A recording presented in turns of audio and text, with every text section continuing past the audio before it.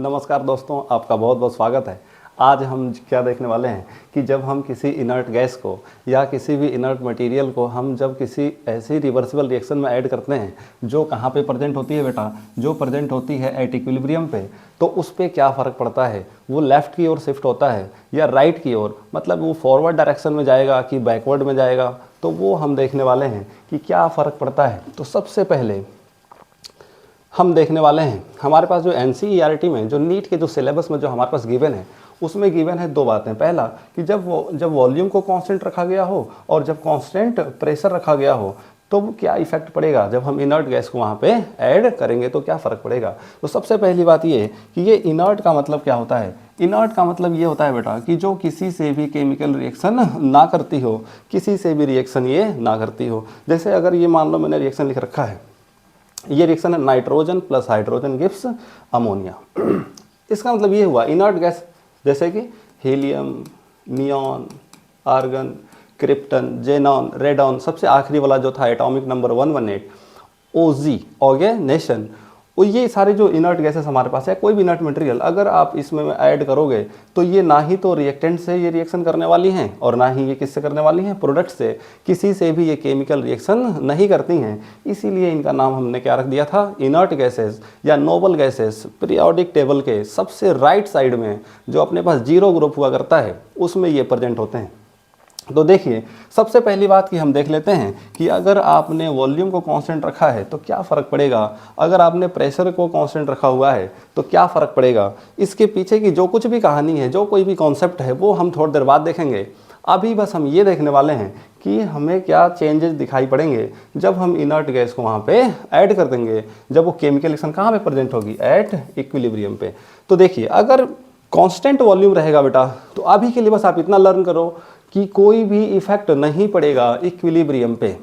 ठीक है, क्या आपने लर्न किया कि अगर वॉल्यूम को कांस्टेंट रखा गया है, वो जो रिवर्सिबल रिएक्शन थी वो इक्विलिब्रियम पे है और आपने बाहर से कुछ ऐड कर दिया, हीलियम, नियॉन, आर्गन या कोई भी इनर्ट मटेरियल आपने ऐड कर दिया और वॉल्यूम वहाँ पे क्या रख दिया गया है, कांस्टेंट, तो कोई भी फर्क नहीं पड़ने वाला है इक्विलिब्रियम पे। ठीक है, दूसरी जो इसमें बात है वो है कि जब आपके पास प्रेशर कांस्टेंट गिवन होगा तो वहाँ पे क्या फ़र्क पड़ेगा जब आप एडिशन करोगे किसी इनर्ट गैस का, कब, जब प्रेशर को कांस्टेंट रखा जाएगा।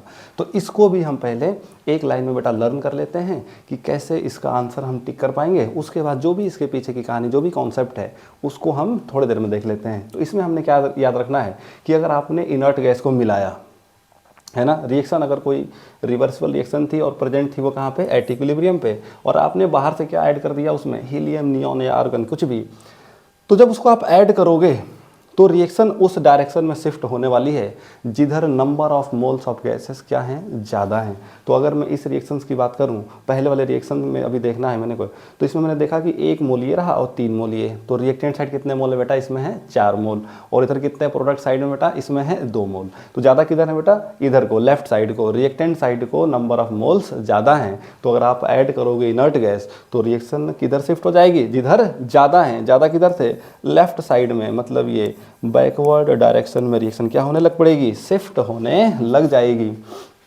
चलिए जरा बताइए दूसरा लाइन, ये वाला दूसरा वाला रिएक्शन बताइए जरा, इसको ध्यान से देखिए।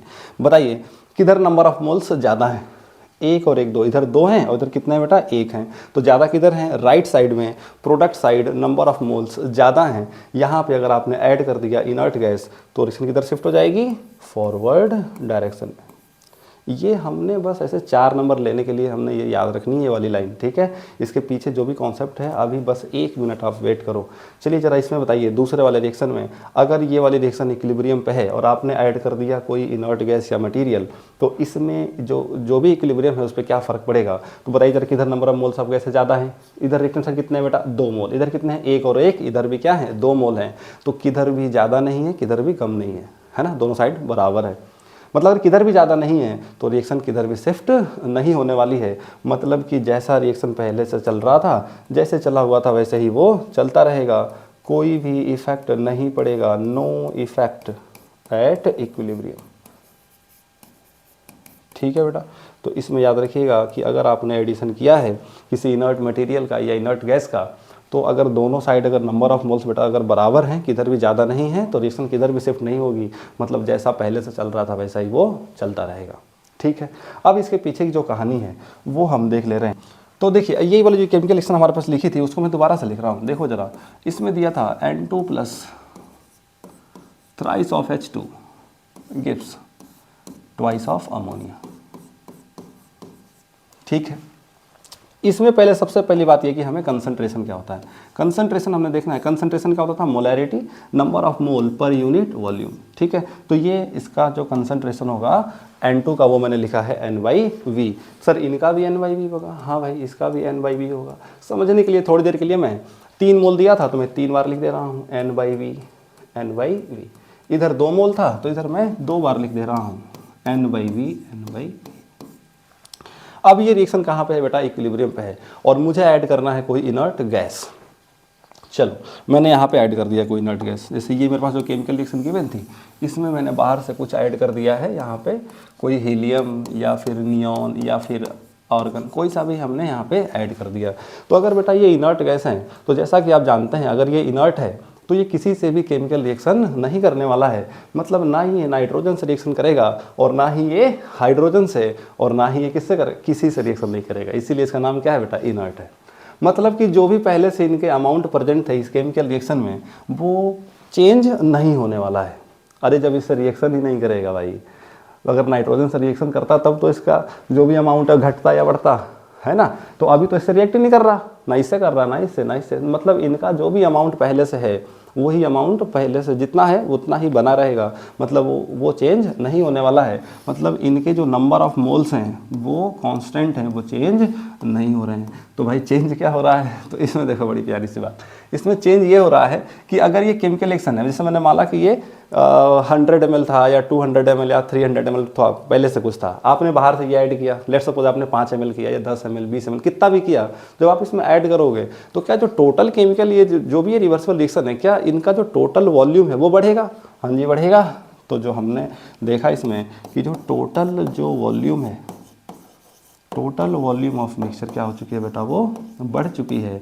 अगर टोटल वॉल्यूम ऑफ मिक्सचर बेटा बढ़ा है, अगर ये वॉल्यूम बढ़ेगा, अगर बेटा डिनोमिनेटर बढ़ेगा तो ओवरऑल ये वाली जो वैल्यू है जिसको आपने कंसंट्रेशन नाम दे रखा है वो क्या हो जाएगी, घट जाएगी।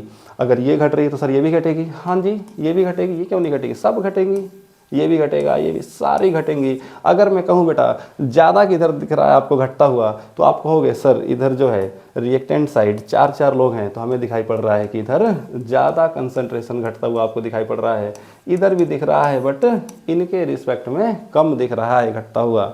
मतलब कि रिएक्टेंट का इधर का लेफ्ट साइड का कंसंट्रेशन ज़्यादा घट रहा है, मतलब रिएक्टेंट का कंसंट्रेशन घट रहा है। और अगर रिएक्टेंट का कंसंट्रेशन बेटा घटेगा तो याद रखिएगा रिएक्शन किधर शिफ्ट होने लगती है। अगर इनका देखो लीस्ट चैटलेट प्रिंसिपल ज़रा याद करिए, अगर आप रिएक्टेंट का कंसंट्रेशन बढ़ाते थे, अगर ये ज़्यादा अमाउंट में लेते थे तो ये ज़्यादा बनता था, मतलब आगे की ओर जाती थी, इससे मतलब फॉरवर्ड डायरेक्शन में जाती थी।